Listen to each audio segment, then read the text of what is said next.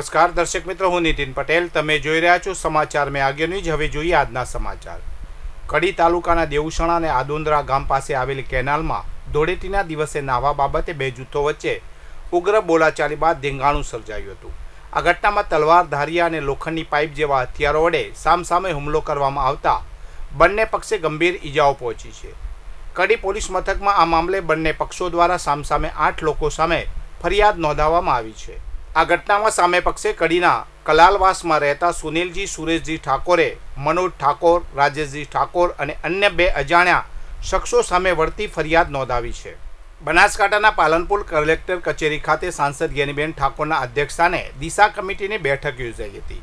આ બેઠકમાં કેન્દ્ર અને રાજ્ય સરકારની વિવિધ યોજનાઓ અંતર્ગત થયેલી કામગીરીની સમીક્ષા કરવામાં આવી હતી. બેઠકમાં જિલ્લાના વિવિધ વિભાગો તેમજ તમામ નગરપાલિકાઓની કામગીરીની વિસ્તૃત સમીક્ષા કરાઈ હતી. જિલ્લાના અધિકારીઓ સાંસદ સમક્ષ તેમની કામગીરી અંગેની માહિતી રજૂ કરી હતી.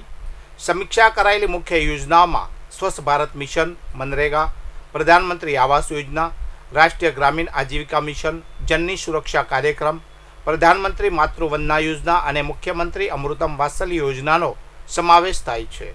આ ઉપરાંત જિલ્લા ગ્રામ વિકાસ એજન્સી, ICDS, માર્ગ અને મકાન સ્ટેટ, ગ્રામ યોજના, સર્વ શિક્ષા અભિયાન અને ખેતીવાડી વિભાગ સહિતના અન્ય વિભાગોની કામગીરીનો અહેવાલ પણ રજૂ કરાયો હતો.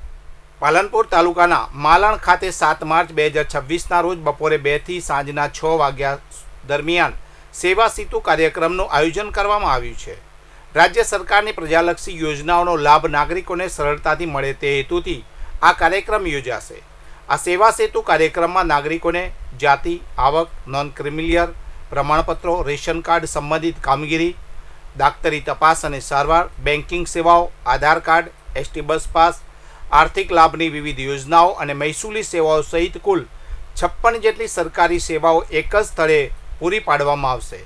પાલનપુર ગ્રામ્ય મામલતદાર દ્વારા ઉપરોક્ત ગામોના નાગરિકોને આ સેવા સેતુ કાર્યક્રમનો લાભ લેવા માટે નિર્ધારિત સ્થળે હાજર રહેવા જણાવાયું છે. કડી નગરપાલિકા દ્વારા ગુજરાત રાજ્ય સરકારના સહયોગથી કડીમાં સ્વદેશી મેળાનું આયોજન કરવામાં આવ્યું છે. નગરપાલિકા સામેના મેદાનમાં આયોજિત આ મેળો 15 માર્ચ સુધી ચાલશે. પૂર્વ નાયબ મુખ્યમંત્રી નીતિન પટેલ અને કડીના ધારાસભ્ય રાજેન્દ્ર ચાવડા સહિતના અગ્રણીઓએ મેળાને ખુલ્લો મૂક્યો હતો. મેળામાં વિવિધ સ્વદેશી ચીજવસ્તુઓના સ્ટોલ ઊભા કરવામાં આવ્યા છે. ઉદ્ઘાટન બાદ નીતિન પટેલે દરેક સ્ટોલની મુલાકાત લીધી હતી. તેમણે કાર્યકર્તાઓ સાથે ચાની કીટલી પર ચાની ચુસ્કી પણ લીધી હતી. આ પ્રસંગે નીતિન પટેલે વૈશ્વિક પરિસ્થિતિ અને આત્મનિર્ભરતાના મહત્વ પર ભાર મૂક્યો હતો.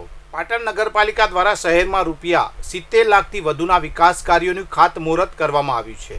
આ કાર્યો સ્વર્ણિમ જયંતિ શહેરી વિકાસ યોજના હેઠળ વર્ષ 2024-25ની ગ્રાન્ટમાંથી મંજૂર કરાયા છે.